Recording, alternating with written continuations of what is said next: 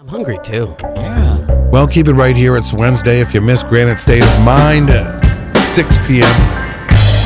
following Matt Connerton Unleashed, which is 4 p.m.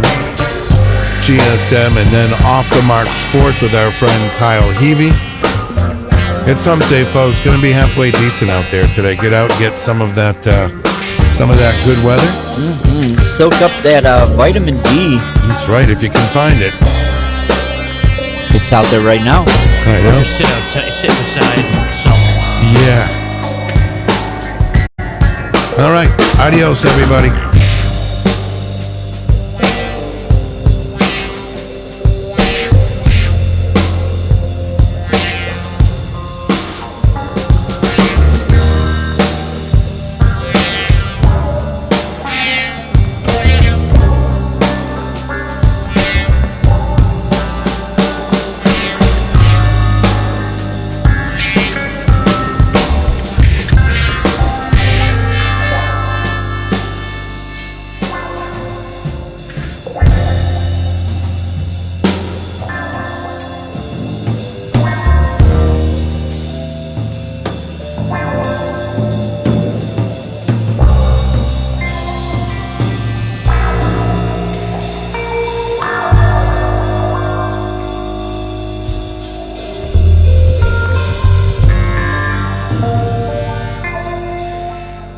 As long as you have your health, be thankful for it and keep away from all these drugs and stuff that the kids are pushing today.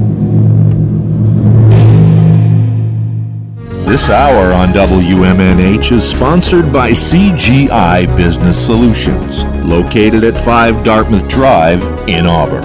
They serve all your business needs, including employee benefits planning, corporate design and business administration, investments and wealth management, and customized business insurance solutions.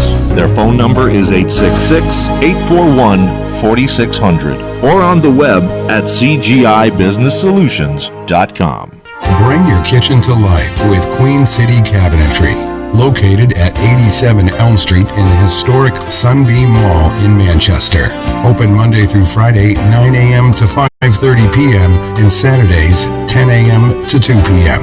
They can be reached at 603-222-2007 or on the web at queencitycabinetrynh.com. Come see the possibilities. Queen City Cabinetry, another proud sponsor of WMNH. Come on down to the Hop Knot at 1000 Elm Street, Manchester's premier craft beer and gourmet pretzel bar. Tell us more, Trudy. We make our dough fresh every day. We make a variety of styles of pretzels and serve craft beer, cocktails, and a few bottles of wine. We do the traditional pretzel, and we have multiple flavors for that. We also do stuffed pretzels, pretzel sandwiches, free dessert pretzels, and pretzel knots. The Hop Knot in the Brady Sullivan Plaza at 1000 Elm Street.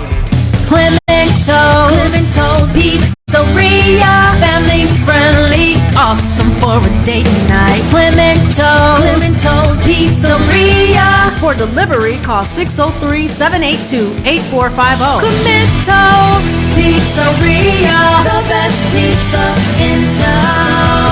1875 South Willow Street in Manchester, New Hampshire. Best cocktails around. Come in as friends and leave as family. You are listening to WMNH-LP, Manchester's radio, broadcasting at 95.3 megahertz frequency modulation from the top of 1000 Elm Street. Our studios are located at 1045 Elm Street and licensed to Manchester Public Television Service in Manchester, New Hampshire, USA. Contact us by email at WMNH953@gmail.com or through our website at WMNHradio.org.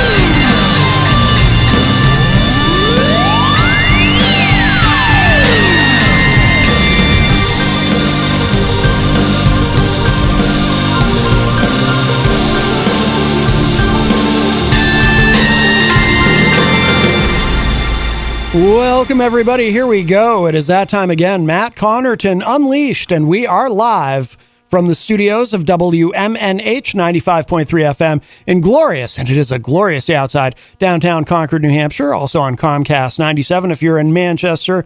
And welcome to all of our online listeners across the nation and around the globe. You can go to my website, mattconnerton.com, for all of your live streaming options, social media links, contact info, show archives, etc., etc. Today is Wednesday, April 12, 2023, and we have a guest who has not been with us for a while, so it is wonderful to see you at the news desk. Gracie Gatto is here. Hello, hi. Welcome back. Thank you. Matt, we know each other for 2 years now. Can you believe it? It's been longer, hasn't it? I think it's been 2.5, almost 3. Yeah. I feel like it's been more like 3, but I find that time runs together. I lose track of time. Yeah, it's definitely not linear. No. I mean, I also think COVID, the pandemic, I think, kind of really messed up the whole space-time continuum, if I may borrow that from Star Trek, because we lost some time there, and it seems like 2019 was just a few weeks ago. I know. I'm still trying to lose the COVID weight myself. What about you? Well, I'm kind of at my standard. So you got standardized. You're like my standard, probably about 180, I guess, 175, 180, you. Something like that. But no, we were talking off air about how when I was I was actually at my heaviest when I was a younger man, when I was in my 20s, and I was eating Burger King multiple times a day, and that was all I was eating. And I changed my eating habits the day that I went to. This actually happened. I don't think I've ever told this on the show before. There was a day that I went to the Burger King near where I lived. It was a day off. I went to the Burger King, went to the drive-thru for lunch, and without even thinking about it, around dinner time, I was hungry again. I'd completely forgotten that I'd gone there for lunch, so I went there for dinner, and I went through the drive-thru, and the same guy was working the drive-thru, and he said to me, "Weren't you just here earlier?" Oh. And I said, "Yeah." And something about that really bothered me. Like, in that moment, I just felt like such a loser. You're like, yeah, I'm that guy. I'm the Hamburglar. This reminds me of a story. It's really funny. So I don't know how many of your listeners are into ham radio? Oh, we used to have somebody who was into ham radio. I haven't heard from him in a long time. Okay, but, well, I had a friend of mine back in LA who was a ham radio guy. Yeah. Right? He lived and breathed it. He went to the bathroom with his brick. Okay, like the guy just was insane. Anyway, I went to visit him with a couple other friends. And speaking of Burger King, and he lived on kind of like adjacent to an alley to where there was a Burger King. Yeah, I've totally brought back this memory. How funny! And he could actually hook up with the frequency of the drive-thru. Uh-oh. Yes. So anyway, he's like, oh, there's somebody at the drive-thru. And I'm like, what are you talking about? He gets his brick and he goes like, tunes into frequency. I'm like, what are you doing? And there's 4 girls in a Jeep, okay? And they're all giggly, blonde hair, big out to here, look like they just got back from a club. Yeah. And I want to eat your PU. Right. Yeah. And the girls are like, oh my God. And they're like, hello. And you could hear the guy like, trying to get in. Wow. You guys are hot. Come inside. I want to, do this nasty stuff to you, and they're like giggling. Oh! Oh my goodness. So anyway, it got so bad to the point where the manager comes out, shuts down the drive-thru, and starts taking the orders manually. Yeah. But it's funny. Ham radio guys, you can do that, Jeez. Yeah. Actually, now that I think about it, I had someone threaten to come to New Hampshire and do that to me, try to jam our signal here, our signal here at WMNH. Sure. Well, he's we don't even talk about him anymore, but he was never going to actually do it anyway. He doesn't have it in him.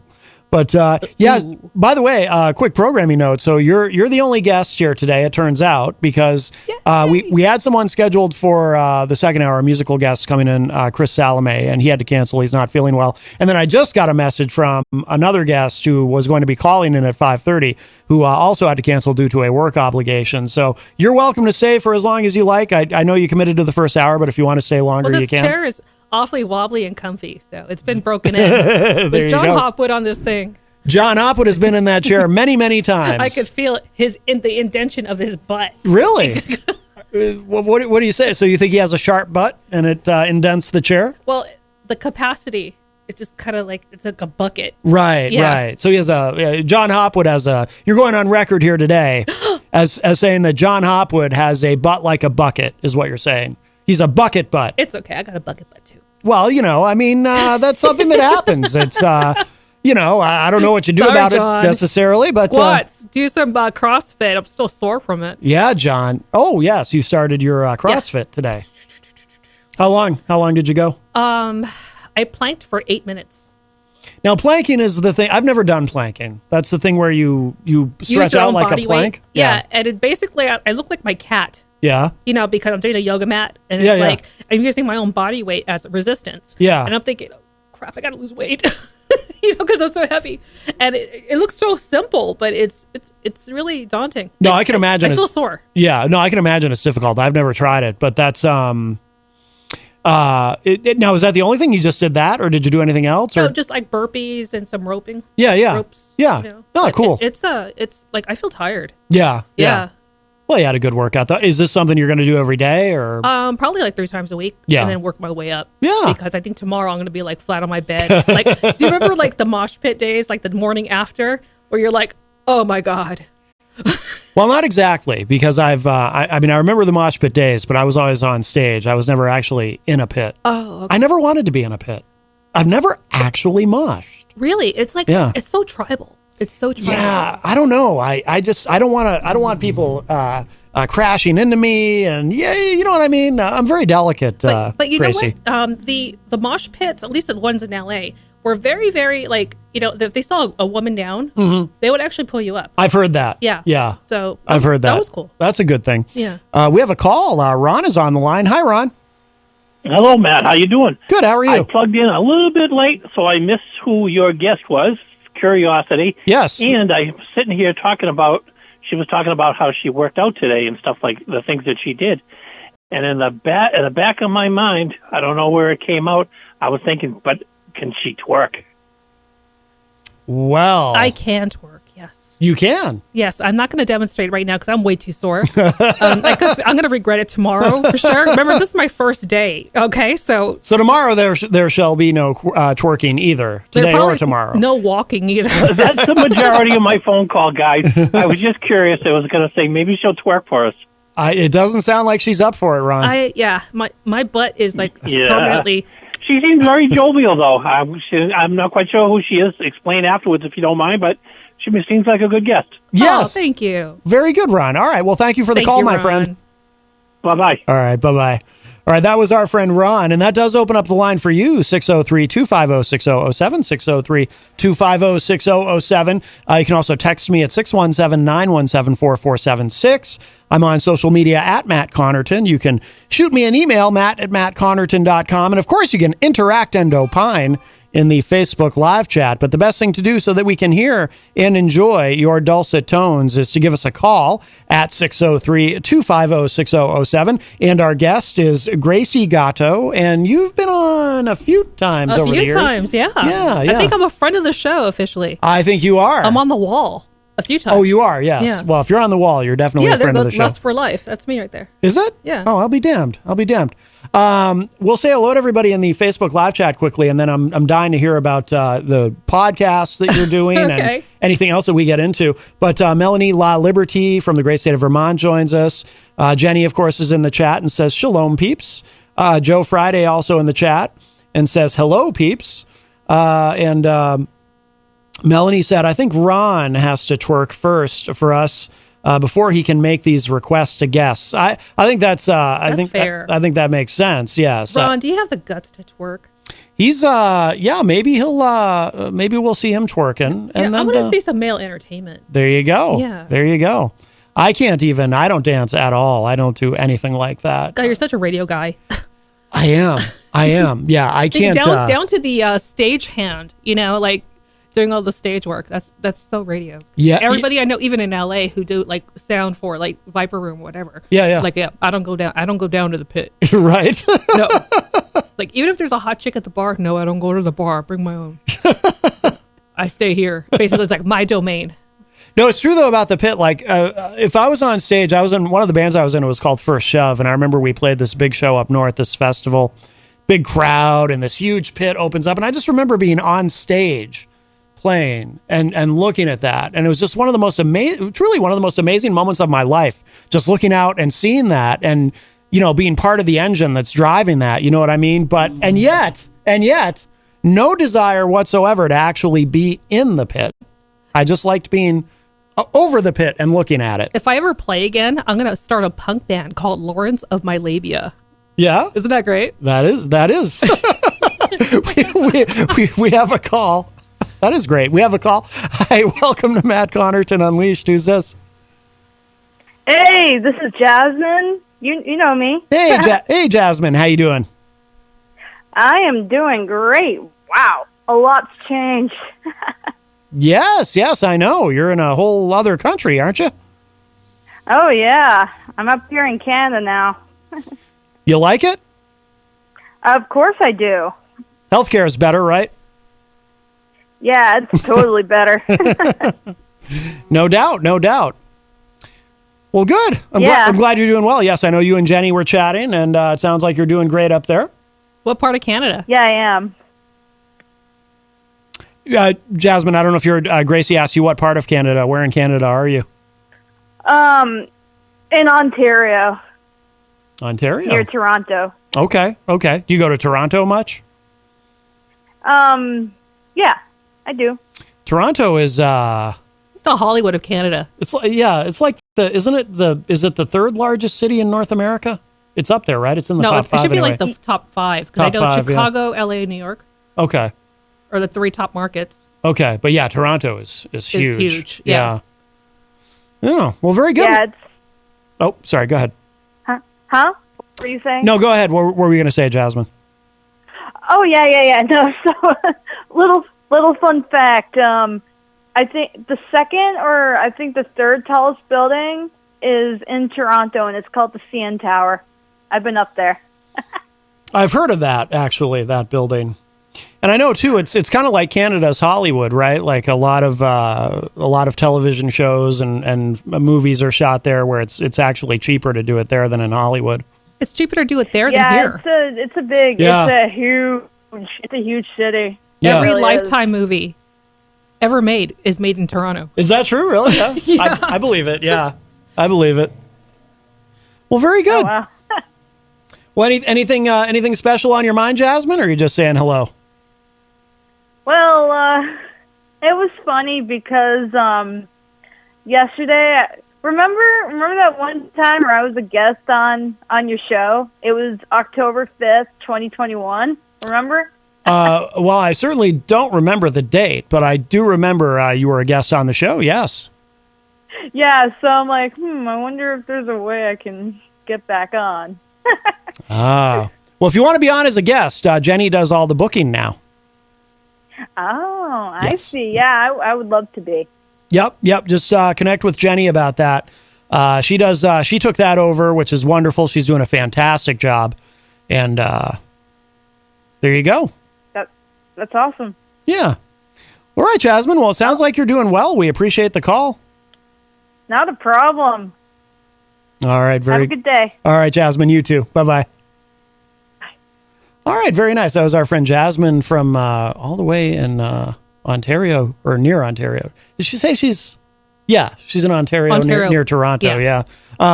Very nice. Very nice. Well, that does open up the line for you, 603-250-6007, 603-250-6007. Gracie, I'm very anxious to ask you about the podcast. Yes, I just started a podcast at graciegatto.com. And mind you, I just did a few shows. This is brand spanking new. Wah! Wah! So basically, we're going to cover New Hampshire politics as a whole. And I've grown, Matt. Like, I feel like when I first started, because I was doing the docuseries for New Hampshire, which is still happening. Okay. Just the funding is a little fishy right now, a little sketchy, but gotcha. Working on it. But I've grown quite a bit since the first time we talked till now. So, like, after finding out all of this stuff that happens in the state, it's like, you know what? I'm no longer a Democrat anymore. I'm no longer a liberal. Oh, right. I remember we had you on the show, right? I think it was shortly after you had switched to independent. Yeah, Tony LaBranche was here. Yes, that was that's the right. show. That was the last time I was here. It's been a while. Oh, okay. So Yep. I switched parties, and it's just so weird how tribal and how it's like you pick your cult, with red or blue. Yes. Either way, it's like if you start to kind of criticize your own party, Mhm. they really take it seriously. Like, oh, you sound like one of them, and on both sides. And there's a lot of things I agree with the Republican Party about. Like there's this one. And this is coming from a liberal from LA, okay? Yeah. Like I think there was a law about parental rights in schools, and I don't know. I would like to hear some of your thoughts. Your guests. I mean, your people on Facebook. Yeah. But one of the things that really just kind of rattled me was the fact that I have a son. And he's of a certain age. He's getting up there. He's going to be 8 next year. And I want to know if there's something going on with him as far as if he identifies as something else, if he's, showing different behavior. And I don't believe that the schools should have secrets away from the parents. So I actually agree with the Republican Party about vetoing that bill. Well, can you clarify what the bill said exactly? Because I remember reading about this, but I was never clear on exactly what the bill was. It was like the parental bill of rights. So basically your child can go to the school and say they're gender fluid or whatever. Yeah. And the school would withhold that information from the parent. But would they... Because I think this is an important detail. When you say they would withhold, do you mean they would... They won't disclose it to the parent. So basically, it's like between them and the child. Yeah. But because when you say because withhold in this case is a loaded term, right? That's why I'm wondering, does withhold mean they would refuse, like they would try to deliberately hide that, or they just won't talk about it with you because the fact that some kids who are, exploring their sexuality come from really religious households where they might get beaten or kicked out. So that's the Democratic response to that bill. Yeah. And the Republicans are saying, well, there should be no secrets. And I sort of feel like the same way. It's a family private matter. Yeah. I agree with that in spirit that I think you certainly have a right to know what's going on with your kids at school, and I do worry about the government getting in the way of that. I would like to know. Before though, I couldn't take a real position on that bill specifically without knowing a little bit more about it, because again, withhold is a loaded term. It keeps changing that bill. That's why I don't even know where it's at anymore. Yeah, because when I hear the term withhold, so then I'm thinking, okay, so if a child says something to a teacher about gender fluidity and the teacher doesn't, is the teacher then supposed to send a letter to the parent saying, just so you know, your kid said this to me, so I feel an obligation to notify you? What if the parent already knows that the kid is saying this? Is the parent then going to feel like, well, why is this teacher getting involved in this? This is, I already know about this. I don't need a teacher freaking out on me. You know what I mean? This is a little bit, I guess, not to kind of paraphrase Bill Clinton, with the meaning of what the meaning of the word is. Yeah. But I guess I'm stuck on what is the actual meaning of the word withhold. If a teacher overhears two kids having a conversation and one kid says to the other, Matt, you know too many lawyers. What's that? You know too many lawyers. You sound like a lawyer. You're like, you can't hang on to that word. We got to say something else. And I've watched a lot of legal shows. No, but I learned a lot about legislation. Well, from Jenny, I've learned a lot over the years because she was a state rep, and also too when I was co-host on Rock Paper Hand Grenades, I was around a lot of state legislators. Which side of the aisle was Jenny on? She was a Republican at the time. Okay. Yeah. Now you guys are libertarians, right? I am. I describe myself at this point as kind of a center left, but with a heavy dose of libertarian in a lot of ways. Okay. And there should be like a Kinsey scale on where you are. But I'm an independent because I don't fit in anywhere. I'm such a political square peg. But you know what I'm saying, though? Like, if so two kids are having a conversation. One of them expresses gender fluidity to the other kid. So does the teacher then, upon overhearing this conversation, have an obligation to run to the nearest phone in the principal's office and call the parent and say, just so you know, your kid just said this? You know what I mean? Yeah. What is, and if the teacher doesn't do that, are they withholding? You see what I mean? I mean, I think at 8 years old, like my son's age, I identified as a mermaid. Yeah. I'm just saying. What do you think of do you think the wokeism has gotten too far? Well, see, now you've got to define wokeism. Like the multiple genders. Like, do you think it's gone too far? So here's my position on it. No, I don't think it has, because I don't care. When I say I don't care, just to clarify. So what I mean by that is, in a broader sense, I support everybody's right to be who they are and to be their authentic selves, to be who they are or who they aspire to be. As long as it's authentic. Well, but who is that up to? That's true. So I support everyone's right, and I believe that everyone should have the right to be who they are or they aspire to be, without fear of violence, absolutely, or death threats against them. And so we're not there yet. I mean, America is so violent. Like, yes, yeah. Like, the second you come out as anything other in the other box, you will get hurled at threats and violence. It's just it's horrible. Yeah. So my position is everyone should be free to be who they are.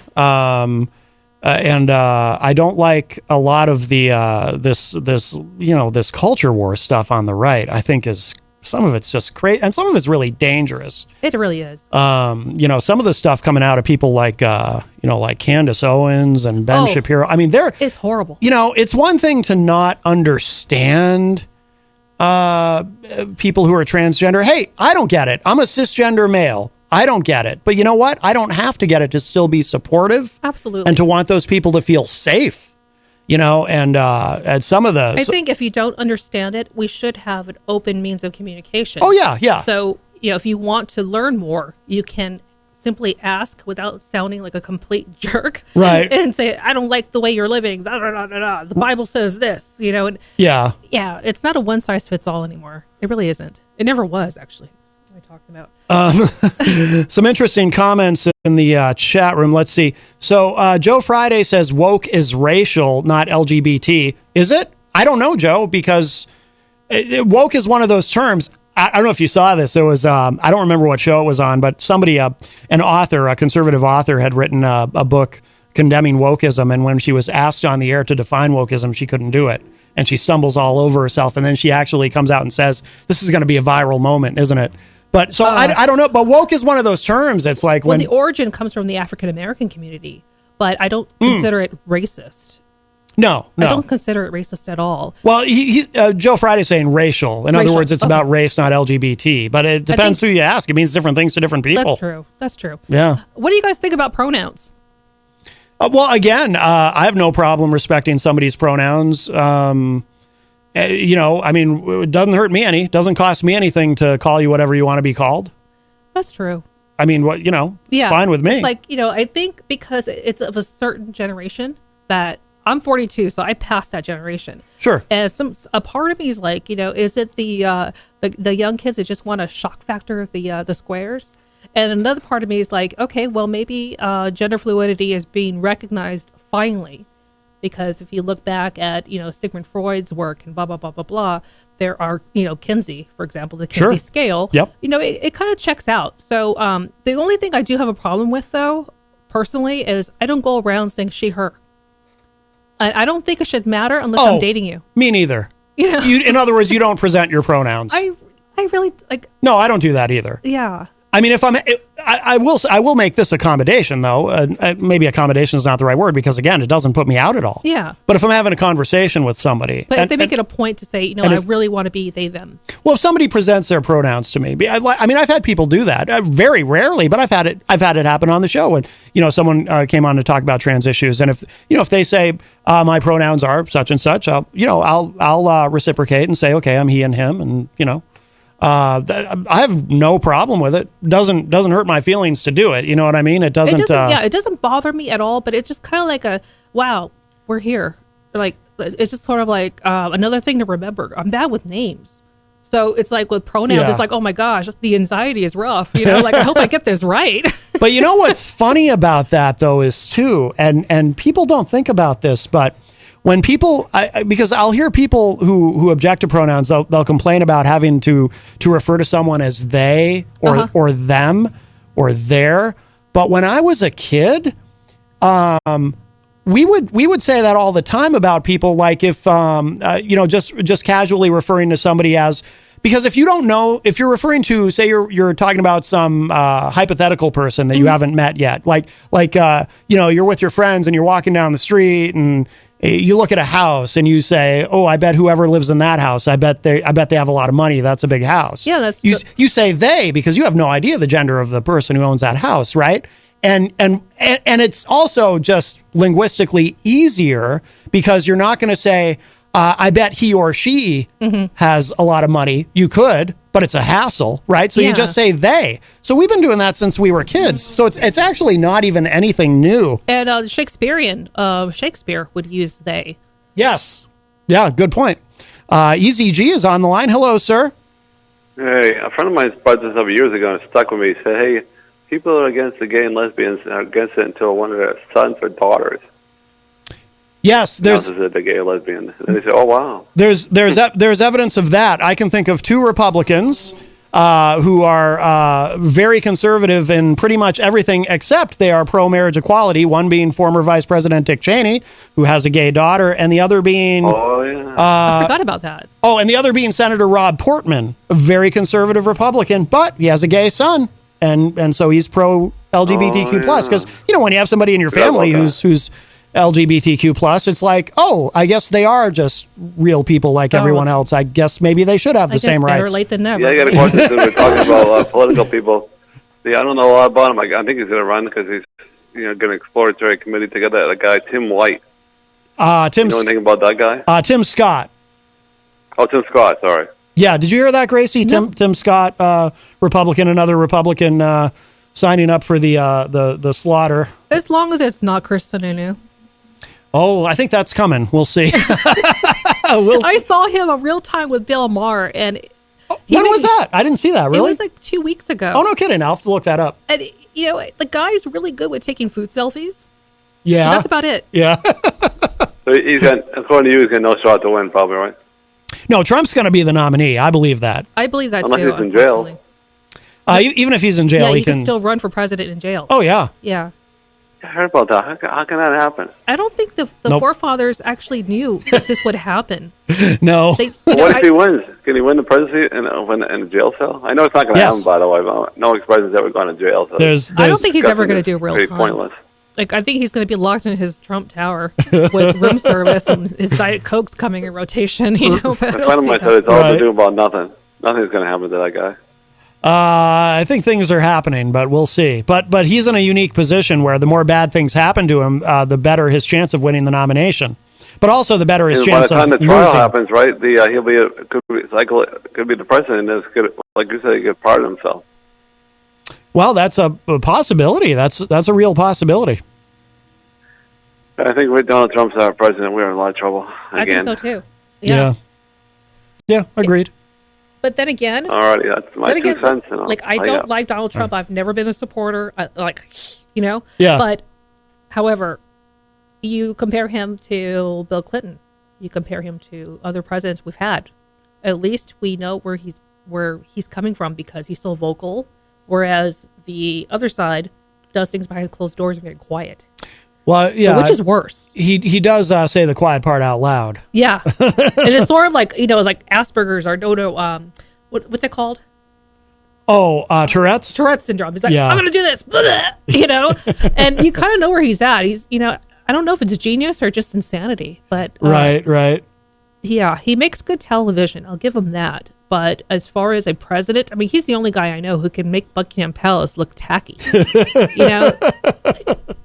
I'm not a fan. I'm not a fan of Trump. I never was. And when he got nominated, I just laughed. I'm like, oh, great. It's like America wants the Apprentice guy, but that's just an act. It's not who he really is. Yeah, surprise. Yeah. Yeah, surprise. No kidding. 603-250-6007 is the studio line, 603-250-6007. By the way, a few chat room comments on what we were talking about. Joe Friday says, people need to talk to their kids. If they had no support from the parent, they need to speak to some adult. Yeah, easier said than done, though, as far as if you can't talk to your parents, necessarily finding an adult you trust. Joe Friday also said, I agree it's not the school's business. However, if the parents are not responding to their child's needs, they need to speak to somebody. I think it's a case-by-case basis, really. Well, that's the thing. Every situation is so different. Because, like, personally, I believe that my son came out of me, right? Oh, yeah, I know he did. It hurt. Yeah. but you know, I just feel like life passed through me, and I don't have any problems with his individuality. Right. Like if he wants to identify as whatever, you know, like, okay. But I did watch some stuff on television about detransitioning. Have you heard about that? Yeah. And it's like, I think that people shouldn't transition until they're 18 or 18 and over. Like I've seen some horror stories about people getting hysterectomies and getting top surgery, and they're way too young. Yeah, I agree on that. You know, I agree. Absolutely. Melanie La Liberty from Vermont says, my sister's youngest child told me her school in Illinois reported kids in LGBTQ plus groups to their parents without the kids' consent. Outed to parents that were not open to this did not go well for these kids. That gets tricky. That's the thing. It's like, you know, what do you do? I mean, it's so private that you know, can they tell another family member? Can they, you know, what do we do about that? And I don't know if government is the way to go about it. Right. Because if they're abusive to their kids, that's something that needs to be addressed privately. I don't know. Like, I don't think that it's a one size fits all type scenario. Yeah, exactly. George Hamblin, George has been on the show. Yeah, George has been on the show. I met him through you. Yeah. Yes. He's in the chat room and says, any thoughts about Governor Selfie Sununu and his run for president? I'll tell you, you know what I always say on the show, though? What's that? Is that, and Sununu doesn't quite fit into this box, but I always say, who are the most popular, most unifying politicians in America? Blue state Republican governors. Now, New Hampshire is not quite a blue state. We're blue-ish. I think you're purple. We're purple. Yeah. Yeah. I mean, I like to be thought of as a swing state because it means that candidates spend a lot of money here every 4 years. But, or some anyway. But if you look at, like, say, Larry Hogan of Maryland, you know, who's not running, but he left office with an enormously high approval rating, or Charlie Baker of Massachusetts. You know, these are Republican governors who are very successful and in blue states. And I look at Sununu as kind of in that mold. He failed miserably on Bill Maher. Like I said, I didn't see it. It failed in what way? Because he's usually very engaging and sort of charming. He's very charming, very charismatic. But you know, talking about how was it New Hampshire? It involves everybody in their voting, and we have like a really high participation rate. And there was a conversation about race. It's like, you know, like we invite everybody to come, and Bill Maher leans over and he's like, yeah, and the one black guy, right? Like, he's like, oh, you're confusing a black guy with a bear. you know, like there's no color here. Who said the bear? Sununu? Bill Maher did. Oh, Bill Maher did. Bill Maher did to Sununu. Yeah. Because there's not a lot of ethnic people around here. It's a very white state. It's a very white state. Manchester is ethnically diverse, but we're the largest city in the state. And Nashua. And Nashua, too. Yeah. But for the most part, it's a very white state. What did Sununu, what was his response to that? His participation rate, and then he started rattling something off about how we have such a high participation rate, and other states kind of like don't, I'm trying to remember, they don't have our numbers. Yeah. And if he were to run for president, that he would have to win New Hampshire, and it's kind of like a disadvantage. I'm just ad-libbing here because I mean, if he wins or loses, basically this is like the start of the run. You know, like we're the first of the nation. So if he loses New Hampshire, he's pretty much screwed for the rest of the That'd be pretty embarrassing if That he would lost be New Hampshire. Yeah, that would be. But I call him like the the average Joe. Like no, he's more like Connor Roy from Succession. I have not seen that show. It's so good. I know. How many Succession fans are out there?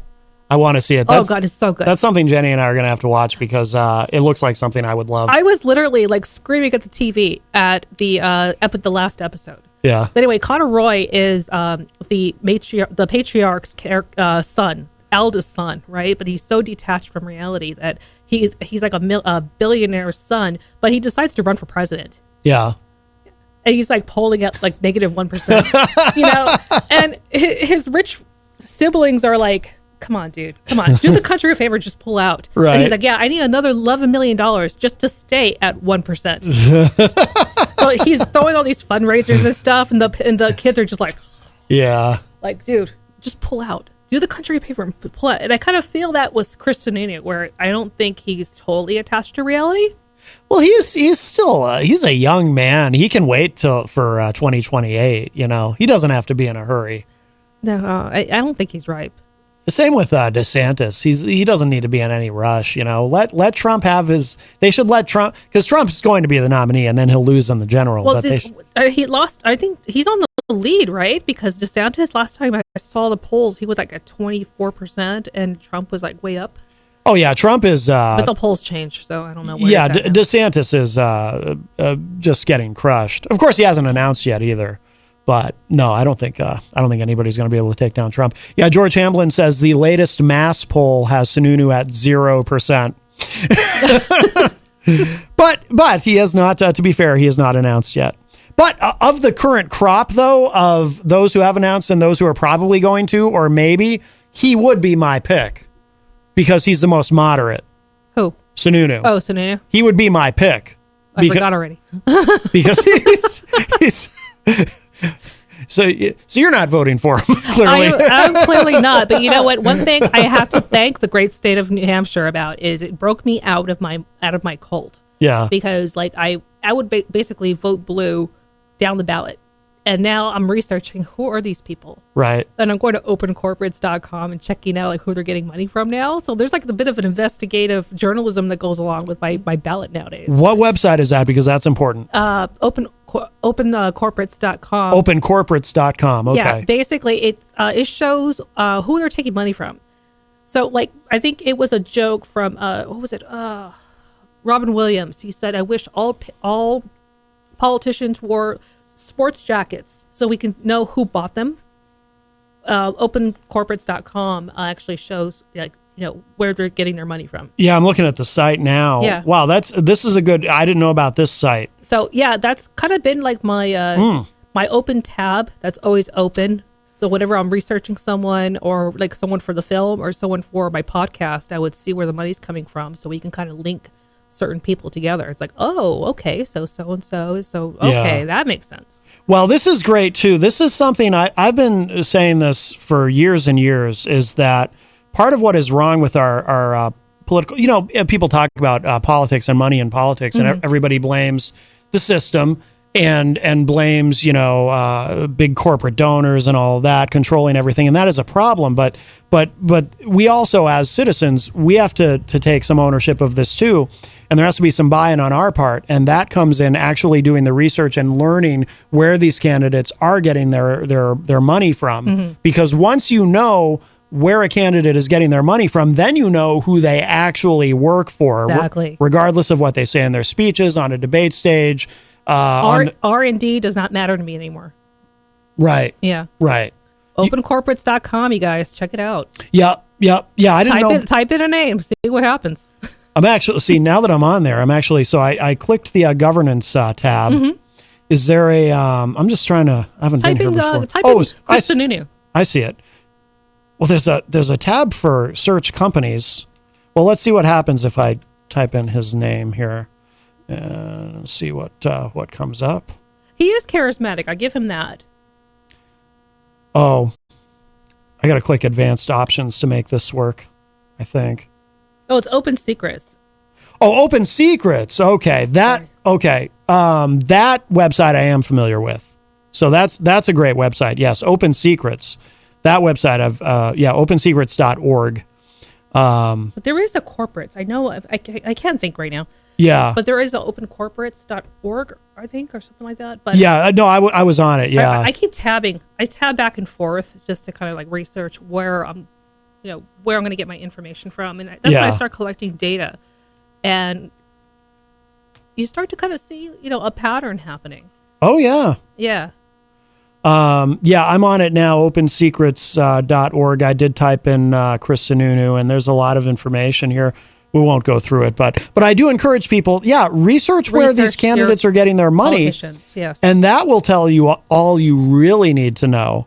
And that message, I don't know why. I do know why. If I because it's not in the interest of big media, of corporate media, to tell you that part. Right. It's one thing for them to say, and they'll say all day long, money in politics. And it is a problem. Mm-hmm. But where is the money coming from? We as citizens, we need to take ownership and responsibility of that part of it, learning where the money is coming from, because ultimately knowing where the money is coming from is more important than how much money is being donated. Right. You got to know where it's coming from. And that tells you everything you need to know. That tells you what lobbies own them, how they're going to vote. It tells you everything. It's amazing that lobbying is still legal. Well, I don't have a problem with lobbying itself, because there's a lot of nefarious actors out there. But there's so much conflict of interest. But there's also some good lobbyists too. Like, for example, I support full legalization of, say, for example, and it's a mainstream position now, mm-hmm. and yet we just can't seem to get there. In New Hampshire, we got decrim. I support full legalization of cannabis. Absolutely. Lobbyists who go to Concord to lobby for that, I support them. They're good. They're the good guys in my view. But of course, I'm going to think that they're lobbying for something I support. So it's all relative. It's subjective, So I think lobbying's fine. It's a way of trying to influence politicians. But again, find out where the money is coming from, or mm-hmm. and what lobbyists are handing them those checks and that kind of thing. And that'll tell you what you really need to know. And that information is out there. But Americans don't want to do the research like you're doing the research. It's interesting because like back in the olden days, you just kind of went by whatever the media told you. And now everybody has a digital footprint. So Mm-hmm. everybody the 21st century is very fascinating to me, because good or bad, you're going to have a digital footprint. Yes. And this is fascinating to me. Like, this is we finally have the transparency. Yeah. That we all longed for. Oh, yeah. So it's definitely there. Oh, absolutely. So, using a lot of those tactics, I'm actually that's what the podcast is about. It's about Pandora Papers, FTX. Sam Bankman-Fried. Yeah. Yes. And there's a lot of heavy duty. You've got quite a few episodes. I'm looking at the site. Yeah. You've got eight so far, it looks like. 8 so far. Yeah. The most interesting one, I believe, is the one I had with Claire Best. And we were talking about the Owen Labrie trial and its connection with the NHCA DSV. Okay. If you can expand on all. Owen Labrie is familiar, but. Owen Labrie was the kid from St. Paul's School. Oh, yes. He got in trouble for having an inappropriate relationship with Chessie Prout, and that got big. Yeah, that got huge, and of course, it got lots of media airtime here in New Hampshire. Yeah, because St. Paul's School. But they left out a lot of stuff, and if you listen to that podcast, I'm not going to give it away. Okay. If you listen to the show, it gives a very interesting perspective on how things are done. So, real quick, Owen Labrie was supposed, the person who committed the crime. Mm-hmm. Was supposed to tell his side of the story, because in the judicial system, you're guilty to prove innocent, right? In theory. Yeah. And he was scheduled to go on GMA, Good Morning America, to talk about his side of the story, and it got blown up and vetoed by someone from the New Hampshire Coalition Against Domestic Violence. Okay. And it got blown up to the point where their PR rep, Dan Hill, actually contacted me and Claire telling us to back off because we're on his story. And he represents Chessie Prout. And that's another thing. I believe that she is a victim, mm-hmm. but she's a victim in a different way. I don't, from the evidence that we have uncovered and discovered, the DNA results did not match what was in her underwear. Okay. So basically, it came back inconclusive. Between us, it was like 3 different types of semen. How does that happen? Mm-hmm. So I believe that there's something that did happen, but I don't believe it was rape. Okay. And it's scary how someone can, from the New Hampshire Coalition Against Domestic Violence, actually her name is Amanda Grady Sexton, and that's Adam Sexton's wife, who is the public relations person for the New Hampshire Coalition. Okay. So when I asked her about it, she blocked me on Twitter, and the New Hampshire Coalition blocked me. A lot of weird stuff happens when you call out someone. It's like, hey, there's some rumors. Where's the money going for New Hampshire Coalition Against Domestic Violence? Right. And they just close up, they clam up, and basically they start sticking their PR people on us. And so we made a podcast about it. So definitely go to that show. I think that's the most interesting show that I have thus far. Okay. Yeah, it's just how, like, basically, Matt, I can stain your name saying Matt Connerton raped me, and just the allegation alone will be enough to smear your name. Oh, sure. Yeah. You know, I mean, that's horrible to do to someone. And someone who came in on a scholarship from St. Paul's School, who didn't come from a lot of money, and was already kind of like social cast as, you know, the poor guy, the poor kid. You know, so he was low-hanging fruit. And basically, the coalition made millions and millions of dollars off of the backs of Owen Labrie and Chesty Pratt. And she had a book. She put out a book, and it's like a victim who has a PR firm and book rights. Like, really? Like, I don't know. Check out the show. I know. I wouldn't make any judgment about that. Yeah, personally. I think because I've seen a pile of just data. Yeah. And seeing where it's coming from, it is pretty interesting, because anybody can make an accusation that serious and ruin someone's life for what? Right. So I'm being more of an advocate for the for male victims as well. Sure. I mean, this stuff can happen. Okay, so that's one of the. That's one of the shows. Is that? I see. Seabrook Nuclear Power on here too. Yeah, Seabrook. That was actually an old interview I did 2 years ago with Natalie Hilt-Treat, and she's no longer the director anymore of the nuclear power plant. C10. Yeah, she moved on, but they're still doing a wonderful job, and it's looking like we're getting some traction. So please donate to C10.org if you're listening. Please. Do you know? Oh my God, I'm blanking on his name. Weird guy. He used to come on my show, but he was running for the Republican nomination. Of course, he had no chance, and he. That could be anybody. I'm blanking on his name now, but it's like the same guy with the hair. But he was all about Seabrook, and he brought in this. It became a running joke on the show because he brought me this, and this is ironic in hindsight. This was a number of years ago, but he brought me this manila envelope of secret documents. And did he did an Aaron Brockovich on you? Well, did he want you to drink the water? He wanted me to. I don't know what he wanted me to do, but he actually brought 2 envelopes of secret documents. One envelope for me and one for Peter White, who hosts the morning show here. And he, I don't know exactly. Oh, William Comley Sr. That was his name. Do you know him? No, I don't. Okay. I didn't know if maybe in your Seabrook research you would run across him. I talked to like credible people like Chris Nord, an actual scientist. Yeah. I haven't talked to like what's left of the Clamshell Alliance. Rest in peace. Yeah. Rennie Cushing. Rennie Cushing was awesome, and he's missed. Was that the founder? No, he was very, very, very. I'm sorry, distracted by the motorcycle outside. It's spring. Yeah. It's spring. Yes. He was one of the original Clamshell Alliance members. Okay. Yeah. So if anybody doesn't know, listening, basically what's going on with Seabrook is they have a concrete issue, concrete and nuclear power, man. So what happens is the radiation from the nuclear power plant, combined with the humidity and moisture in the air with concrete, creates volume. So the concrete's starting to crack. That radiation goes into the water, and it causes cancer clusters. And New Hampshire is first in the nation of cancer clusters. Yes. So, a lot of unnamed cancers. Actually, I don't know if you know Rep Wendy. Wendy Thomas. Do you remember Wendy Thomas? No. Oh yeah, she's got this ongoing battle with cancer right now. Oh. And she drinks bottled water. Like from now on, but she went down, like she lost a lot of weight, and she just got back from Greece, and she's getting her health back, but she still goes to the state house and votes and does what she has to do. Yeah. But she is primarily drinking bottled water because she doesn't trust New Hampshire Tap.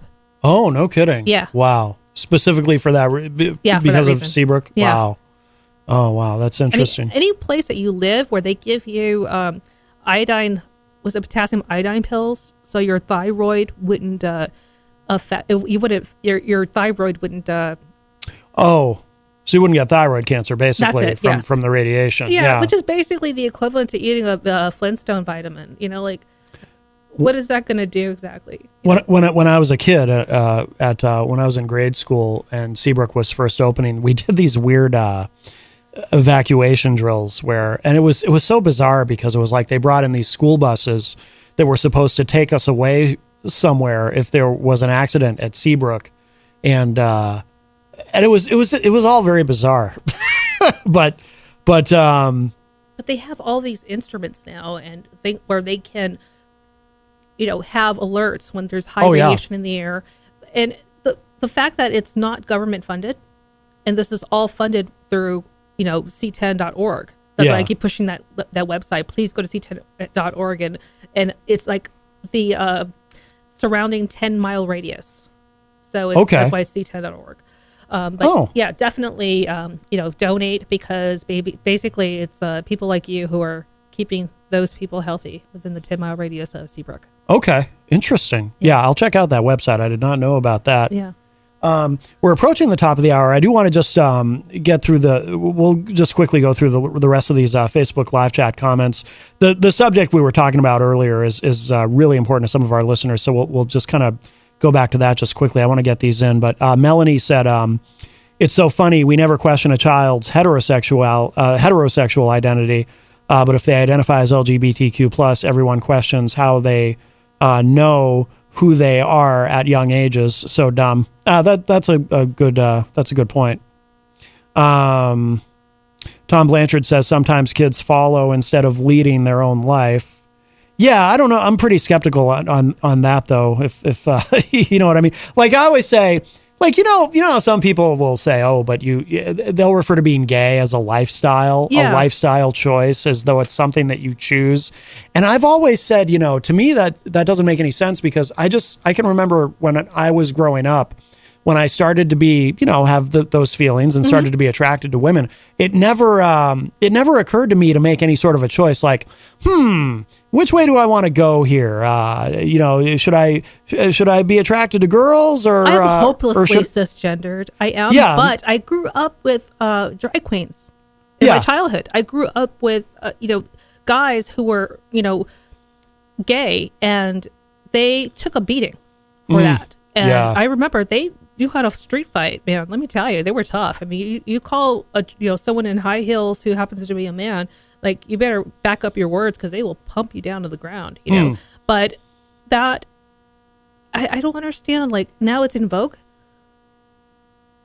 Well, it depends. If you're someone who doesn't approve, it's the opposite of in vogue. It's you end up with Kid Rock shooting at beer cans over it. I remember back in my day, people used the F word, Right. And it's like, that was just like, oh, shut up, you so-and-so, you know? And it was just sort of like a common, taunt in the school, in the playground, Right. Or you have AIDS.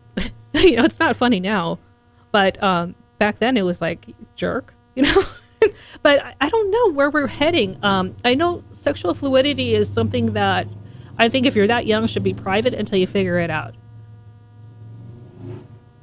Well, what do you mean by private?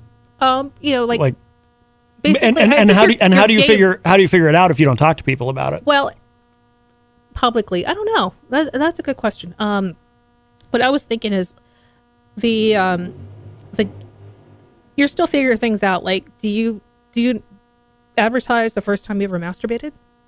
Yeah. No. Keep in mind it's afternoon drive, Oh, so sorry. we don't want to get. We don't want to. Sorry, I got edited. Oh my god. We're on a delay. I hit the dump. It'll be on the podcast, but yeah, Okay. we.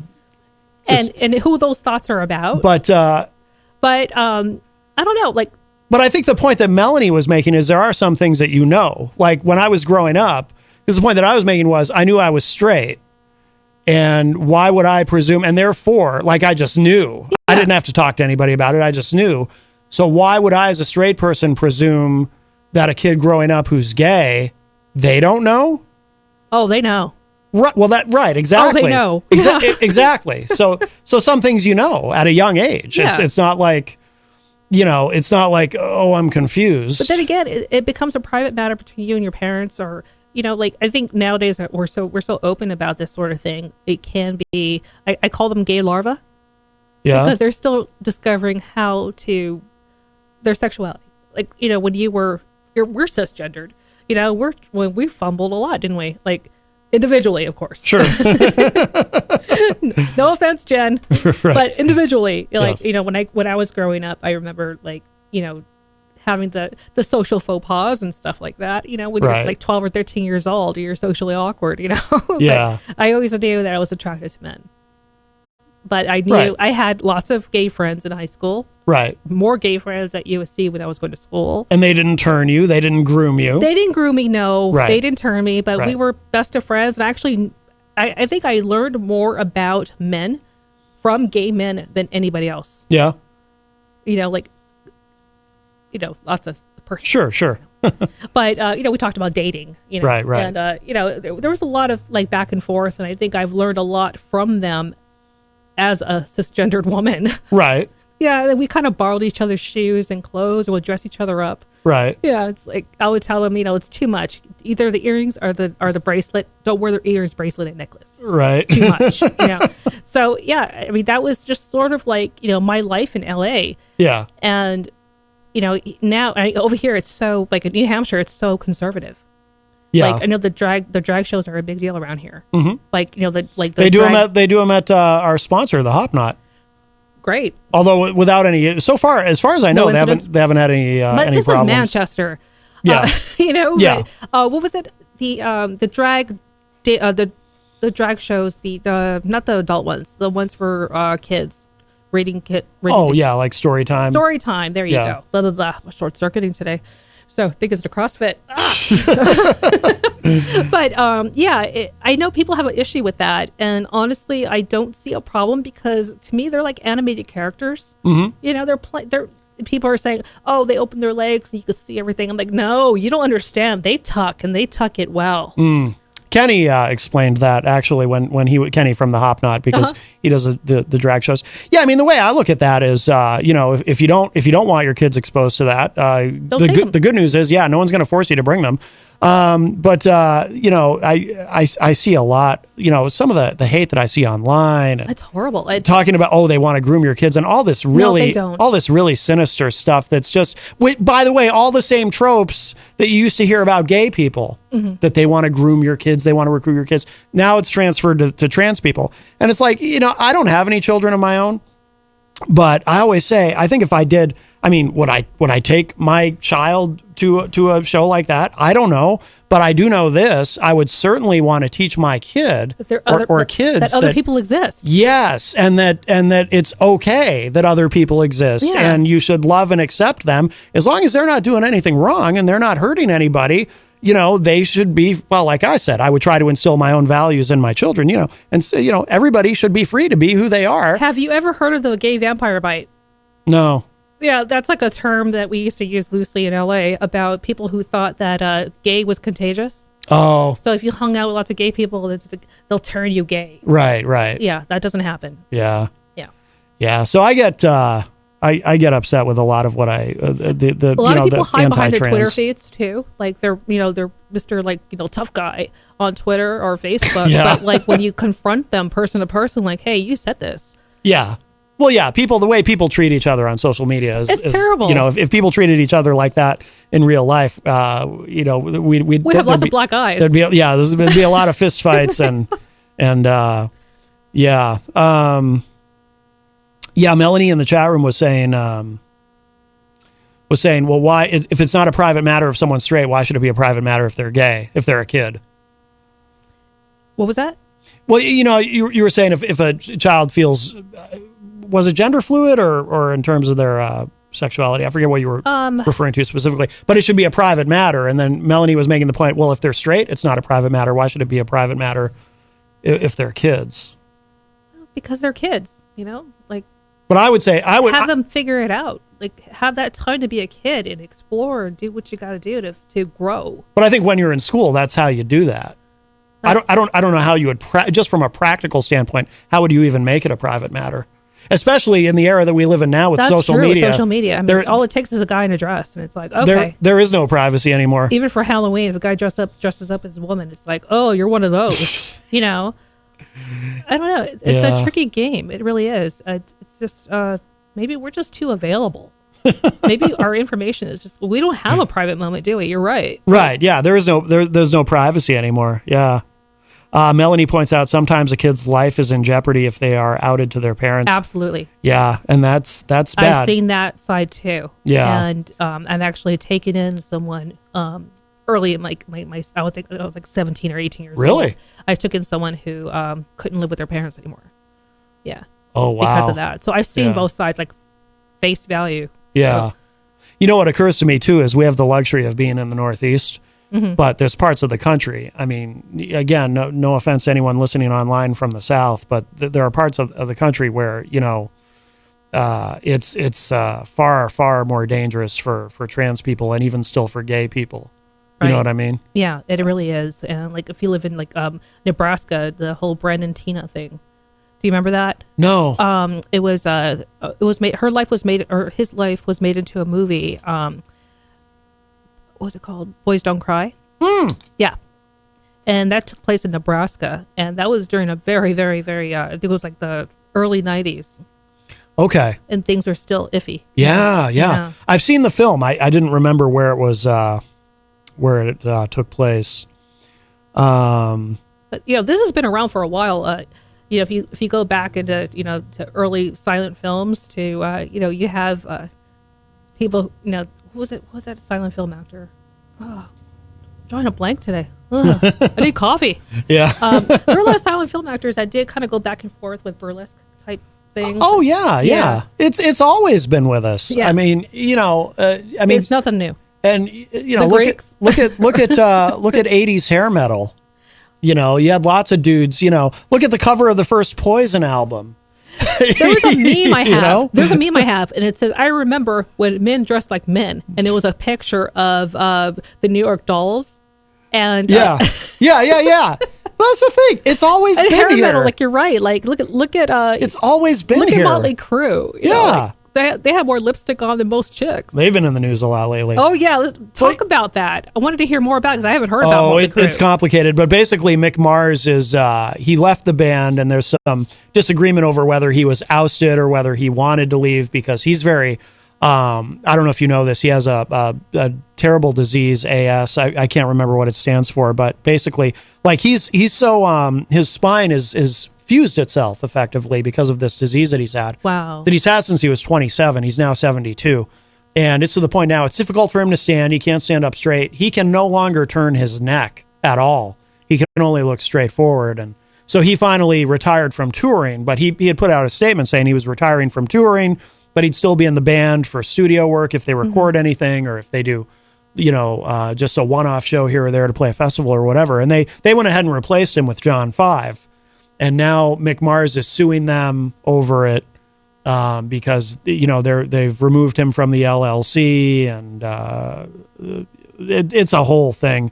I just shared out today on social media. Variety has a huge, very detailed article about it, and it's mind blowing. But it's like I said to my friend Eric Pilcher, who was supposed to call later, but he's not able to. If there was any band that this was going to happen to, it was Motley Crue. Have you read The Dirt? I have not read The Dirt. I mean, basically, it happened in my backyard. So, yeah. Like, do you know it? I went to what's this? Oh, blah blah blah blah blah. Tommy Lee's 50th. Oh, okay. At the Key Club. Oh, okay. Yeah. Yeah. And yeah, he was swinging. Completely. Everybody knows what his thing looks like. Okay, like yeah. When we saw the the video, I saw the Hulu thing, the series about their life. Oh, was it Tommy and Pam? Pam and Tommy. Pam and Tommy. Yeah, I haven't watched that. But there is this scene where his penis is talking. talking. Easy. Yeah, let's not. Again, it's afternoon drive. Okay. If we were later in the day, but his part. Was, yes, there's a scene that's very risque, interesting. Yes. Yeah. And it was just like saying, "Go for it, man! Go for it! Go for it! What are you doing?" Yeah. But I really feel bad for Pam. I mean, a lot of people just, women do take a lot. Like, people looked at him like he was like, like a god, like a sex god.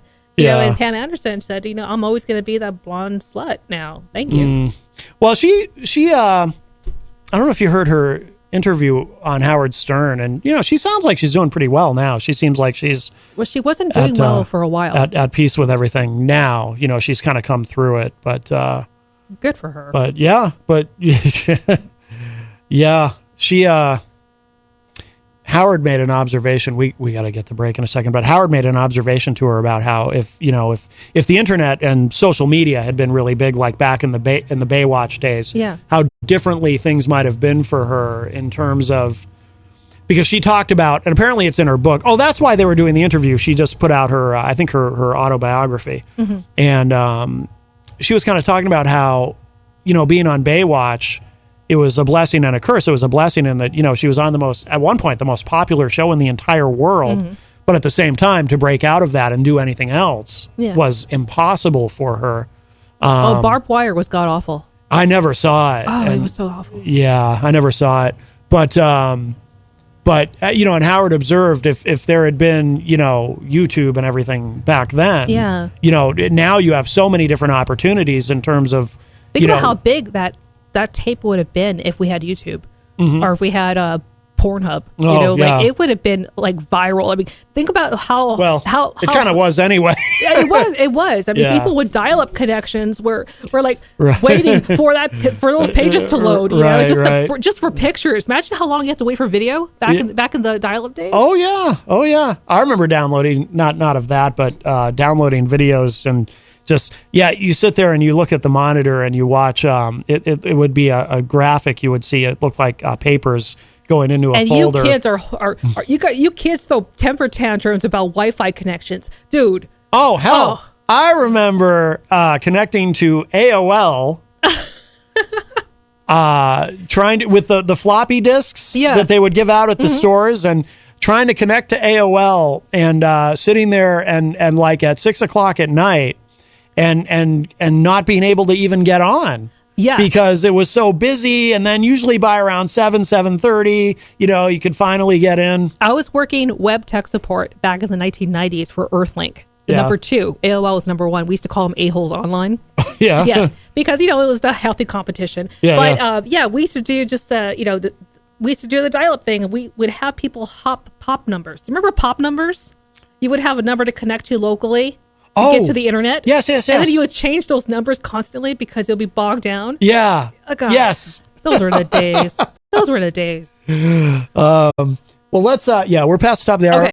We'll take a quick break, show some love to our sponsors. Are you able to stick around? You sticking around? I can stick around, yeah. Yeah, stick around. Okay. I got a babysitter. No, there you go. Excellent. All right, so we're going to take a break. We're going to show some love to our amazing sponsors, and I'm also going to play a song that from one of the bands who works with the promoter. Tomorrow we have a promoter coming in, and Sam Beechard. Really looking forward to talking with him. Who is he promoting? And so there's this song called Love and Understanding. We need more of that. And always, yes. Trying to find the name of the band here, though. We need better bands that come into town. Like I know people love country, but I just saw Reba's playing the arena. Oh, Reba. I'm thinking, okay, no offense to Reba, but come on. Yeah, our friend Texas Mike, he'll be there.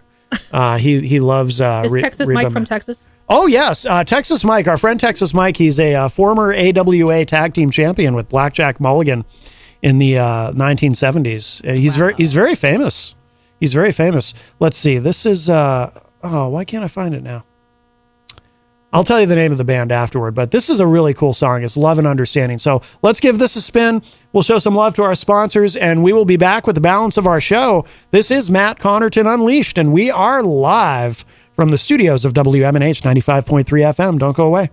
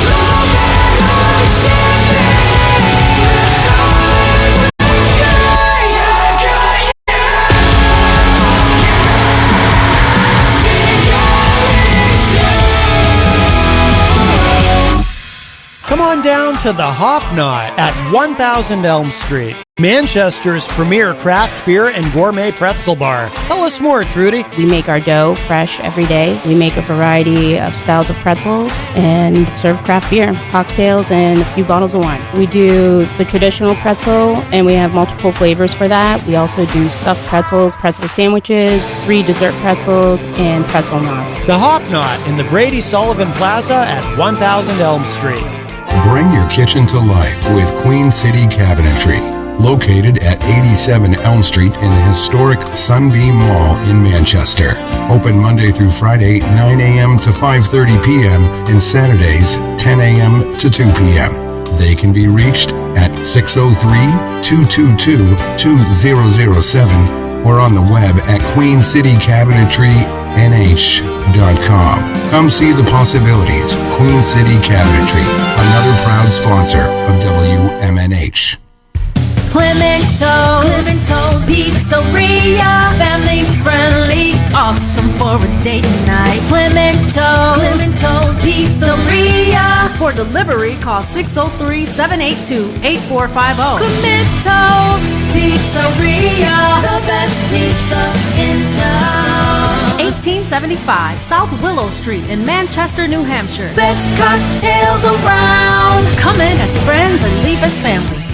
This hour on WMNH is sponsored by CGI Business Solutions, located at 5 Dartmouth Drive in Auburn.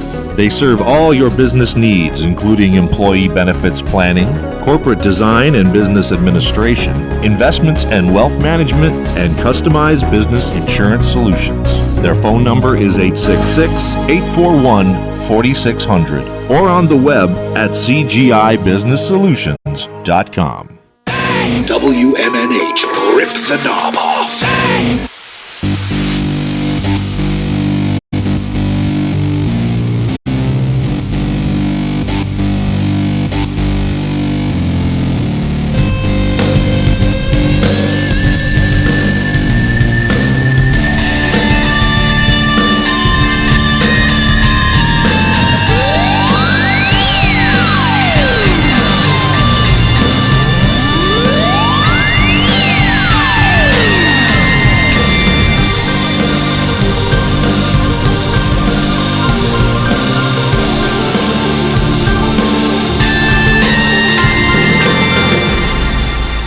Welcome back, everybody. We are well into hour number 2, numero dose of Matt Connerton Unleashed, and we are live from the studios of WMNH 95.3 FM in glorious downtown Manchester, New Hampshire, also on Comcast 97 if you're in Manchester. And hello to all of our online listeners across the nation and around the globe. You can go to my website, mattconnerton.com, for all of your live streaming options, social media links, contact info, show archives, etc., etc. Today is Wednesday, April 12, 2023. Joining us at the news desk, Gracie Gatto is here. Hello. Hello. Hi. We were, if you're just joining us and you're curious about the guests, we were supposed to have Chris Salome here during the second hour, but he's not feeling well, so he had to reschedule. Boo. And You're stuck with me. But I would rather someone sick not come in anyway, to be honest with you, because well, it gets me sick. Yeah, and when you don't have a voice in radio, that is like, I had nightmares about that. Oh, really? Did you ever have nightmares about where you're struggling to talk and nothing's coming out? I don't know if I've ever had that particular nightmare. I've had that anxiety happen before. Really? Yeah. That's real. Oh, yeah. No doubt. But so Gracie Gatto is with us, which is wonderful. And if you'd like to join us, 603-250-6007, 603-250-6007 is the studio line. You can also text me at 617-917-4476. I'm on social media at Matt Connerton. You can email me, matt@mattconnerton.com. And of course, you can interact and opine in the Facebook live chat. Very busy chat room today, which we love. Yay. I love busy. Yes. But the best thing to do so that we can hear and enjoy your dulcet tones is give us a call at 603-250-6007. And you did radio back in LA, right? Oh, yeah. What did you, I know we've had this conversation before, but classic rock. I even did a bout in country. Oh, did you? Yeah. Oh, yeah. Yeah, but it's the country pop stuff. And it's basically in LA, the market is so flooded with out-of-staters. Like the Matt Connerton from New Hampshire, who's been doing radio for 25-something years, is coming to LA. Or so-and-so from Dakota. Interesting. Or so-and-so from Texas. So you get like a whole influx of people trying to make it big in LA. Oh, okay. So you have that competition too. And a lot of them have, they had their ground, they were grounded in their particular markets. So they're trying to make it big in LA. So I was from LA, and it was really difficult to get a radio job. No kidding. Yeah. So I supplemented my income with voiceover work. Yeah. Did you do talk radio too? I did talk radio. Yes. You did. Okay. Yeah. So it was fun. I love taking phone calls because I bounce off the energy of people. Yes. Yeah, absolutely. Especially when you're alone in your booth and you're like, oh my God, is anybody listening? Is anybody out there? How long did you do that? How long did you do the talk show? Since I was, it was on and off. Okay. Yeah. Yeah. So it was on and off I got my start when I was 19 years old. Mm-hmm. And my radio mentor was Buck Buchanan of K-Earth 101 fame. And he was one of the boss jocks. And I got groomed by Bill Drake, the guy who invented the FM radio format. Really? Yes. And that was fascinating to have, and it was funny because I was 19 surrounded by these old men. Right? Yeah. And it looked really disgusting, I bet, from the outside. But they didn't have children who had any interest in radio. Yeah. So they took me in as kind of like their adopted daughter. Oh, wow. So they would look after me. You know, if I went on dates, be careful with that one, you know. Right. Stuff like that. But, that's cool. Yeah. So I had a lot of, a lot of mentors. Roscoe Lee Brown, you know, from the Cowboys, John Wayne, you know. No, I don't know. Well, I didn't know about these people. I only knew them as old men. Yeah. So when they died, they started dying, of course, you know, like back to back. Yeah. They're old, you know. Yeah. I didn't know that he did some stuff with John Wayne. Actually, he was the narrator for the movie Babe. Oh, no kidding. And I'm like, wow. Or I would see my friend Buck in an old safari. He was in the Safaris. He's one of the founding members of the Safaris. Okay. Yeah. So I would like, oh my God. So these are things you didn't know about them when they were alive. Exactly. Interesting. Yeah, they were just so into radio. Yeah. So until they passed away and I saw their obituaries, I'm like, that was him? Oh my God. Wow. And like Buck Buchanan, his dad was Edgar Buchanan of Petticoat Junction fame. He was Uncle Joe. No kidding. So it's just Hollywood. That's just the way it is. Yeah. I was neighbors with what's his face's Rock Hudson's life partner. Okay. Yeah, he was my neighbor. Oh wow. Yeah, and every once in a while, I'd see him come out with a camera from the 50s. Yeah. And I remember seeing the old time, like the little things that you would adjust the lens from here. Yeah. You know, like squares, and he would come out every once in a while, and I remember seeing a Time magazine of Rock Hudson with that exact same camera. Oh, no and it had kidding. a helicopter pad on the top. Oh, wow. Yeah, this was the Hollywood Hills. Yeah. Yeah, but you know what? I like New Hampshire. It grew on me. It was definitely a culture shock. Yeah. But I think that all of you have really grounded me. Like, I was living in a bubble. Oh, that's cool. I was living in a bubble full of celebrities and their thoughts and opinions. And I just realized that you guys kind of grounded me to, this is like real America. I was living in fake America. Interesting. You know? Huh.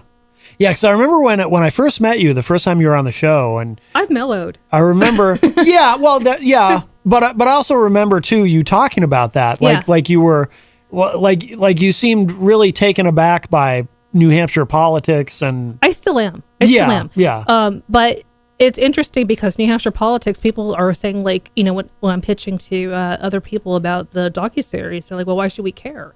And it's like, well, because we're the focus group for the whole nation. So whatever we can get away with here, let's try it in Texas. Let's try it in California. See what happens. But I don't know where this stands right at this moment because I haven't looked really recently, but I have talked a lot on the show about we might be about to lose to South Carolina. For real, to South Carolina because, and I've always said this, Joe Biden owes his presidency, and I don't mean this hyperbolically, I mean this quite literally. He owes his entire presidency to South Carolina and to Congressman Jim Clyburn of South Carolina. Because if you remember, I mean, he was DOA coming out of New Hampshire, like going to South Carolina. I think he came in fourth here. And if Clyburn had not endorsed him the way that he did in South Carolina, he probably would have done terribly there too. Right. Clyburn made sure that Joe Biden won. And then once Joe Biden won South Carolina, then he was back in it and in a big way.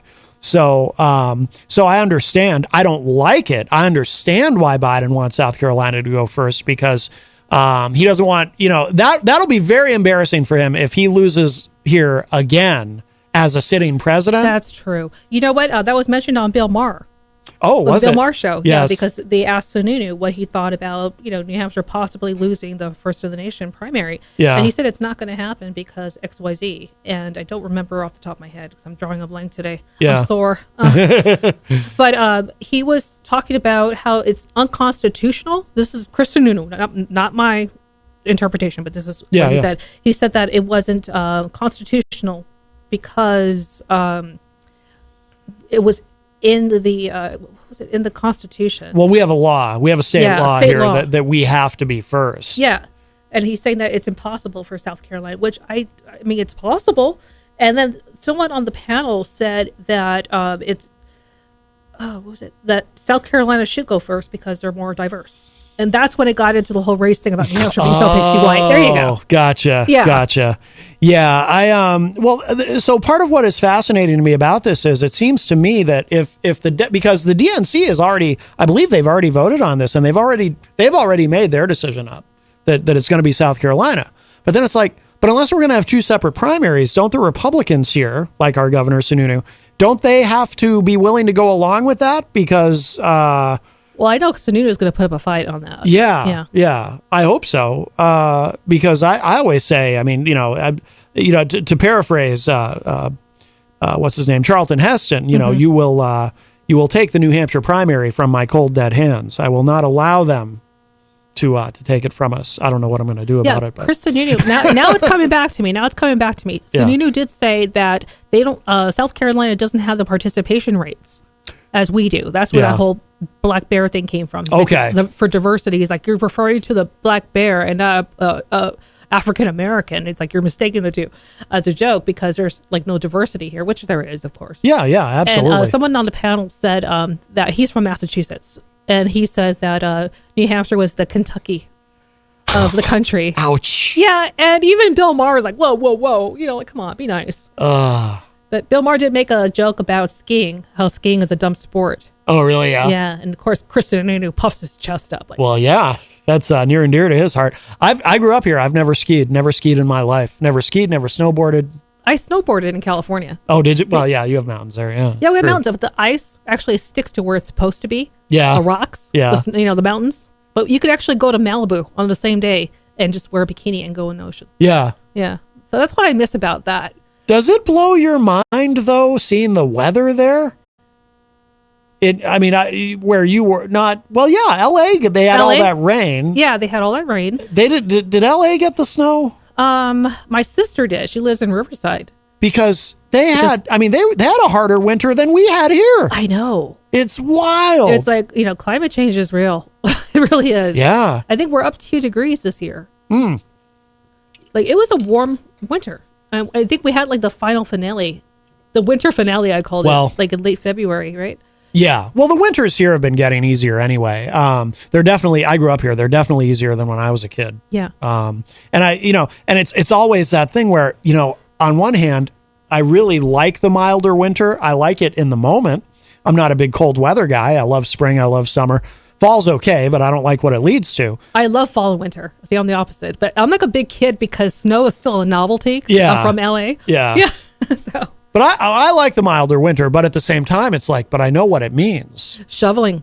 No, but I know what the milder winters mean. I got the Madonna arms going on. I'm well, there you go. But I'm worried about what it leads to. So yeah, when it's winter and it's 50 degrees out, yeah, it's nice in the moment, but it's also like, I don't know where this is heading. I'm not feeling too good about that. And then I wonder, what? I haven't heard anyone bring this up, but I wonder what California does going forward because, if they're going to have to make some decisions there, and I'm sure Governor Newsom has had these conversations with people about, do they start to maybe try to plan for future winter events there? I was asking my sister. She asked me, "What do I do? My walkway's ice." And I said, "Go get some salt." But that's the thing. Where? Well, yeah.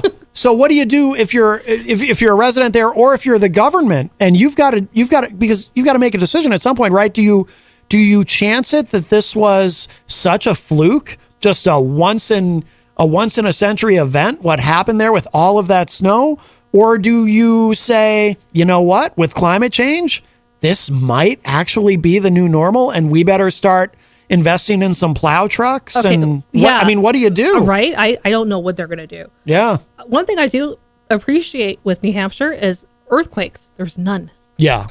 I still have scars from a few of them. Oh, really? Yeah. Like furniture would fall on me. Yeah. Or, we would do drills in school, get under your desk and just, hold your butt and hope it passes through. Like I remember like glass falling and I actually got some permanent scars on my body. Yeah. It's there are a couple of insane ones. Yeah. But that's something I don't worry about here. I haven't felt a shift in the earth in quite some time now. So it's very rare here. We have what I've always heard I should ask a geologist because I'd be curious to know if this is really literally true or if it's just something people say. But ever since I was a kid, I've always heard that we actually have a lot more tectonic activity than you might think, but we don't feel it because there's so much granite in the ground. That's what I figured. Yeah. Granite's good, except for cancers. It could be cancers, I heard, Really? Yeah. granite in water. Oh, if it gets into the water. I have a friend of mine who lives in Ireland. Oh, interesting. He lives in Ireland, Donegal, Ireland, and he told me that they have a lot of granite in their area as well, but they have a high cases of cancer. That's interesting. Yeah. Oh, wow. I wouldn't have thought of that. I have to look into that. I don't know the science behind it, so I don't know. It's all... Yeah. Scott Robinson says in the chat room, New Hampshire has no earthquakes, hurricanes, tornadoes, crocodiles, or pythons. Just got to handle a cold for a couple months. And I love the cold. You actually do, even being from the West Coast. I do. You like it's still a novelty. I love to snuggle with my hot chocolate, watch the snow fall, because it's like new to me still. I still get the, ooh, I'm a girl, I'd say give it a couple of years and you'll probably lose the novelty of it. But then again, as the winters get warmer, I don't know if you know. You get to tell me, girl, you haven't lived here 1991. Oh yeah, I mean, growing up, we had some brutal winters. Yeah. Scott Robinson also said in the chat room, referring to the DNC, there needs to be a change in the DNC. They are so corrupt. Yes. They make me embarrassed to be a Democrat. We should talk more about that, by the way. We should circle back to that because, so you were a Democrat. You came to New Hampshire as a Democrat. Yes. And now you're an independent? Independent. Okay. Left-leaning independent. Left-leaning independent. Why, Jason Fedderson, by the way, in the chat room, he's in Vermont. He's asking you if you'd like to get in an ice bath since you like the cold. He does an ice bath every day. Apparently it's very healthy. I actually, since I am of a certain age, I think an ice bath would be great. Yeah. Perimenopausal. Oh. So I think it'd be great. Okay.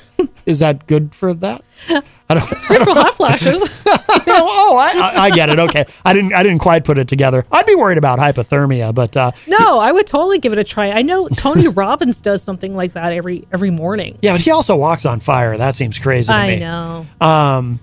But Jason, he posts pictures on Facebook all the time. I don't have Facebook, so I just have to look at yours. Oh, there you go. I don't have Facebook, and I don't have. I have the Gracie at the Gracie Gatto, but I think I have like 20 followers on Twitter.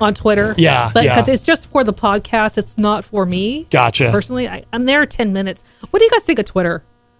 I barely use it, but the only thing I really use it for is the show. It's just like mental health. Like I'm on Mastodon primarily now. Like Mastodon is awesome. Yeah. And it is like the 1990s internet where, it's a community and people actually talk. There's no bots. We were talking about this off air. Nobody trying to sell you crypto or Bitcoin.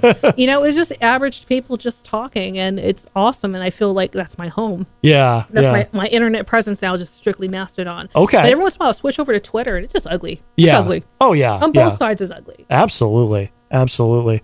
So what was it that caused you to make the switch to independent? Doing my investigative reports about for the docuseries about where certain monies go to and following the cash, and it creates this whole atmosphere of, wow, I really believed in that person.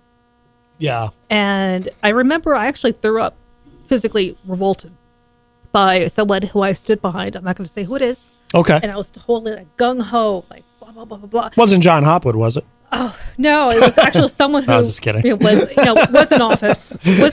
And then finding out that they were bought and paid for. Yeah. And it made me feel like, okay, if I have this sort of reaction, then it's a little bit too much of my identity. Being a Democrat is too much of my identity. Gotcha. And that's when I started kind of like backing away, like, no, I'm not going to get sucked into that. Yeah. Making the conscious decision to do my own research. Mm-hmm. And I'm urging others, please do that, because it's an eye-opener. Like, you think, like, I know there's a lot of Trumpies out there, Trump fans who are like, he is the guy, he's the one who's going to turn everything around. And I've seen that a lot online. Mm-hmm. And I'm thinking, like, I remember Trump from the 80s. Yeah. The whole state of Jersey's pissed at him. For about the Taj Mahal. Like, he stiffed everybody. Yeah. But just do your research. And wait, are you saying he doesn't always pay his bills? Is that what you're suggesting? Well, he didn't even pay Stormy Daniels. Or his lawyers, or nobody. Yeah. Yeah, because technically Michael Cohen paid her. Right. Yeah. Yes. Yeah. She was funny. She's funny. I like her. Stormy Daniels. I haven't seen much of her. I've seen some interviews. She did a few interviews recently, and she's a hoot. Is she? Yeah. I think she's the only person who is qualified to do her job. You know. Heartbeat Golden in the Facebook live chat. We say okay Twitter. That is so true, Gracie. I think they're agreeing with you. They're from Greensboro, North Carolina. Oh, hi, from Greensboro, North Carolina. They use lots of hashtags there. Heartbeat Golden also says we used to watch an 80s movie, Gung Ho. Gung Ho. I love that film. Yes. That was like one of my favorites. There you go. Yeah, that was Michael Keaton, right? Michael Keaton. Yeah. And who is the Asian actor? The one who played Long Dek Dong. I forget I don't remember his name. From 16 But I can totally picture him. He was on a ton of stuff. Yeah, he was in a ton of stuff. A gifted actor. Yeah. You would refer. So I don't remember if this was an observation you had made before we were on the air, or if we had already started the show.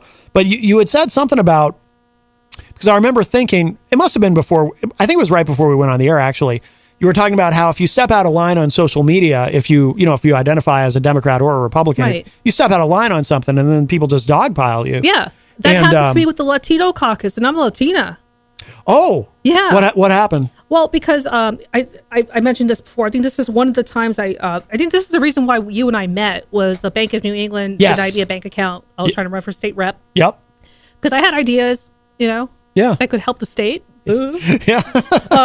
So where was I going with this? Back it up. Oh, you with the Latino. Oh, Latino caucus. Yes. Latino caucus. So I went to Black Lives Matter in the Latino caucus, and I said, "Hey, this is legit. Like, this has happened to me." And basically, they're like, "Oh, so you're mad because they didn't give you a toaster?"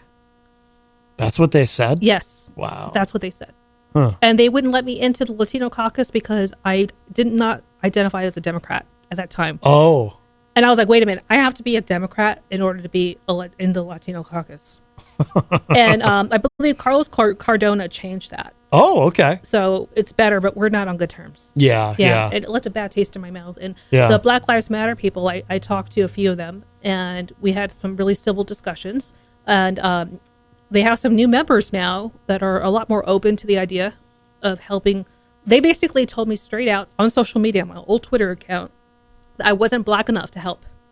Really? Yeah. Wow. I'm like, okay, so I'm not white enough to be white, but I'm not black enough to be with the Latinos or my own community. I'm really just like, I'm a lone ranger here. Yeah. I represent myself. Yeah. But it just really sucks. I don't have that community. Yeah. And maybe it's better that I don't identify with the group, because that group turns into a mob mentality. Yeah. Like, victimizing myself. Like, oh, I'm not getting this because of this and this and that. Yeah. Yeah, maybe it's better. Scott Robinson in the chat says, you should have said, no, I'm mad because I didn't get an air fryer. That would have been a good comeback. Good quip, but 2 years later, it doesn't quite have the same punch. Right, yeah. It's not a quip, it's a sloop. You go back and say, hey, you know what I wish I'd said to you 2 years ago? But yeah, and what I noticed a long time ago on social media is that if you identify as a Republican or a Democrat, or a Libertarian for that matter, if you I think social media, and this is not me criticizing social media. Some people get very down on it. I think social media is like a lot of things. I think it's a really good thing, but it can be used for nefarious purposes, and it has some negative elements to it. Yeah. One of the negative elements is, I think it reinforces ideological groupthink to a degree that we did not see prior to social media. Because on social media, like say you're a Democrat and you say, well, you post something on Facebook about how, well, there is one thing I did agree with the Trump administration on. Immediately, you're gonna all your liberal friends are gonna dogpile you and say, oh, what, you're MAGA now? What happened to you? That's exactly right. Or are you wearing a red hat? Yeah.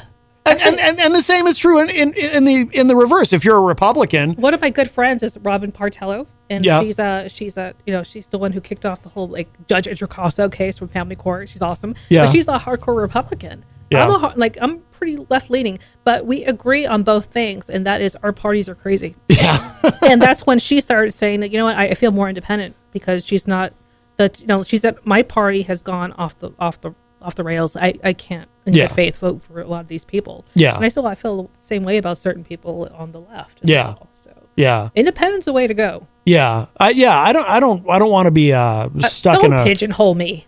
in a herd. Well, the other thing too, I think that ideology that I think makes it so toxic. Not only are you not allowed, I mean, it's like high school. You're not allowed to step out of line on anything.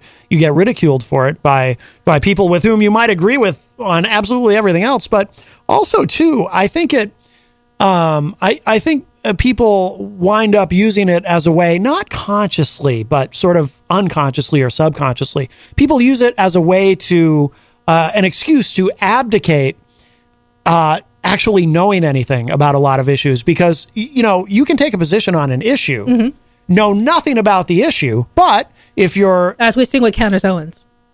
Well, yeah, well, we could do a whole show about her. Or Marjorie Taylor Greene. But you don't have to know anything about the issue. You just say, well, what does you don't say it consciously, but you say it subconsciously. Oh, what is my herd that I've chosen to run with? What do they say about that? That's what I think too. That's true. So you don't have to, you don't have to know anything. You don't have to think. There's Democrats that still back Bill Clinton. Yeah. Oh, yeah. And it's like, he did the exact same thing Trump did, though. He paid off hookers. Oh, sure. And he chose the Walmart variety. No offense to Paula Jones, but come on. Well, yeah, there's a... No, Kmart, sorry. Kmart, yes, please. Yeah. Yeah, I just... and as far as the presidency, I don't... I believe that anybody who runs for president is not running for our best interest. They're running for their interest. Well, of course. Well, it's like we talked about earlier. You just figure out who they're voting. Who donates money, research. And then you know who owns them. And it really does become the lesser of two evils most of the time. Although in 2012 and in 2016, I voted third party. My way of just throwing little pebbles at the two-party system that I despise so much. In both cases, I vote for Gary Johnson, the Libertarian candidate. In 2020, I voted for Biden, but I don't want him to run. See, I don't want him or Trump. And this is something that some of my Republican friends agree with me on. Yeah, I don't want either. Yeah. Yeah. Let's let somebody, instead of keep electing these very old people, like how about I have an idea. How about a young, fresh-faced, 65-year-old to run the country? Wouldn't that be great? Yeah, just eligible for Social Security checks. Yeah, give one of the kids a chance to run things. A 65 to 67-year-old, get in, a young whippersnapper, get in there. Under 80 crowd would be nice. Yeah. I mean, Biden will be, if Biden wins a second term, he'll be 82 by the time of his inauguration. Trump's a few years younger, but only a few years. I mean, and I try really hard not to be ageist. And listen, hey, I've met 90-year-olds who seem perfectly mentally competent, totally with it. Maybe I love the elderly, and I'll tell you why. Because they just don't care. Like they're not politicians. They have the honesty of a toddler. It's like, do I look fat in these jeans? Yeah. Well, you know what part of that is apparently. So I learned this from listening. Do you remember the show? I think it still exists, but it's not Adam Carolla and Dr. Drew anymore. You remember the show Loveline, right? Yeah. You remember Loveline? Oh, of course. They broadcast like down the street from me. Yeah. There you go. Yeah. That's right. Dr. Drew was talking about on that show one night. This was, many, many years ago. This was interesting to learn. Apparently, Loveline was very interesting. Oh, yeah. Yeah. There's something that happens to our brains. To some people, it doesn't happen to everyone. But he said there's research that shows that for some people, when they get to a certain age, that filter in the brain that sort of, helps guide you on what to say out loud and what not to say out loud, that actually begins to deteriorate. And so that's why sometimes people who are very old will blurt things out that maybe a few years earlier they wouldn't have said in public. So, I love it, though. I love no filter. Yeah, it can be embarrassing. Like, you don't want to be out to dinner with your 90-year-old grandmother and she blurts out something racist or something in public. Yeah. And the expectation socially as well, if she had been younger, you're supposed to be offended, but she's 90, so it's supposed to be cute. And it's like, no, you don't want that. But Dr. Drew explained that's why that happens. It's not that they're old and they don't care. It's that they actually lose their ability to filter that out. I have an uncle who's Hispanic who still uses the term colored. Oh, really? Yeah. And it's so embarrassing. Oh, wow. But how old is he? Oh, he's in his late 70s. Okay. Yeah. Yeah. But he would say like, So he's not like a 90-year-old dude then. He should know better. He should know better, but just her like, but at least it's not the N word. Right. Well, yeah, there's that. But back in the 60s, that was. Yeah. Oh, yeah. I mean, when I was a kid and I would watch reruns of All in the Family, that's what Archie Bunker would say. But of course, that's how I knew not to say it. Yeah. Whatever Archie did. Archie was such an iconic role. Oh, yeah. And it's so interesting because Carroll O'Connor, the guy who played Archie Bunker, was a total lefty. Oh, yeah. Yeah. But he just knew them so well that he just it's the ultimate irony. It's funny. Yeah, I think I remember him saying in an interview that his father was kind of a bigot, and that so he was kind of channeling his dad with a lot of what he would say. I believe that in character. Yeah, yeah, meathead. Such a great show. To me, that's the greatest show in the greatest sitcom in the history of television. That and the Jeffersons. Are you kidding? Yeah, yeah. Baby, we're not millionaires. What thousandaires? I mean, a lot of what George Jefferson was. He was iconic as well. Yeah. Oh, yeah. Yeah. Great stuff. All the spinoffs from All in the Family. Anything really. with Norman Lear. Yeah. Yeah. There were quite a few of those. We are, Gracie, wow, it goes by so quick. We're almost out of time. Yeah. I want to make sure before we begin to wrap up that we plug your podcast again. Yeah, go to GracieGatto.com. Please check it out. We're a baby. We're just brand spanking new podcast. So please, email me or you can contact me however. Go to Twitter at the Gracie Gatto, at the Gracie Gatto. And I will I'll take a look and maybe we can book some people, so we can talk about everything. Because I really do want to have a dialogue with people who don't think like me. Yes. I think that we're all in therapy together. So it's a good way to look at it. I just want to find common ground with something that we all can agree on. And that's just that humanity really does matter. And we should put that first instead of political parties because they're not working for us. Agreed. Yeah. Yeah, I absolutely agree. And Gatto, of course, is Gato for anyone who's not sure how to spell your last name. It's Portuguese for cat, or it's Latin for cat. Oh, okay. Yeah. And are new episodes forthcoming, or yes. Is that on pause? I drop one every Friday. Oh, Only okay. last week was my birthday, so I didn't have one last week. Yeah. So, yeah. Oh, well, happy birthday. Thank you. 42 is an interesting age, let me tell you. I just feel like I'm more comfortable in my skin.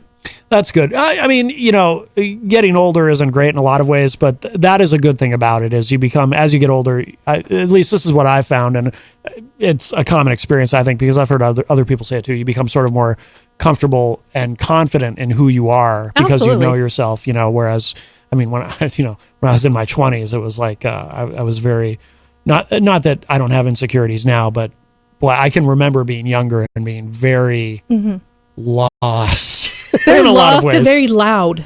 I mean, I think now I know how to shut up and listen. I remember you saying that once when you first got into radio and talking politics on the radio. You'd get very, very boisterous. Yeah. Yeah. Yeah, boisterous and loud. But now I just learned to shut up and listen. There you go. There you go. Well, that's important. Listening's important. So this has been wonderful. Thank you so much for joining us today. Thank you. We'll have to have you back. And it kind of worked out that the other guests weren't able to be here because I think we had a great discussion. Yeah, about just about everything. Yeah, absolutely. GracieGatto.com is the website. It's a nice website. Did you make this? I did yourself? not. No, my friend Max did. And he is a wonderful Palestinian Muslim living in New Zealand, a good friend of mine. Oh, and excellent. his wife, Hanan. And they are wonderful people. They're actually teaching me a few things, and they're opening my world into what it's like to be a Muslim. Oh, cool! And he lived in Christchurch. He lives in Christchurch, and he was there during the shootings. Oh, no kidding! And his insight just blows my mind because you could read about it in the paper. Yeah. But when people color it with a personal experience they have, it's a whole other story. Oh, wow! So I'm definitely going to have him on the show talk about that. That was going to be my question if you're going to do a podcast with him because that sounds like shout out to Max and Hanan. Yeah, yes. Shout out to Max. Very good, very good. All right, if you missed any part of today's show, it will be up in just a little bit at WMNHradio.org and at my website mattconnerton.com.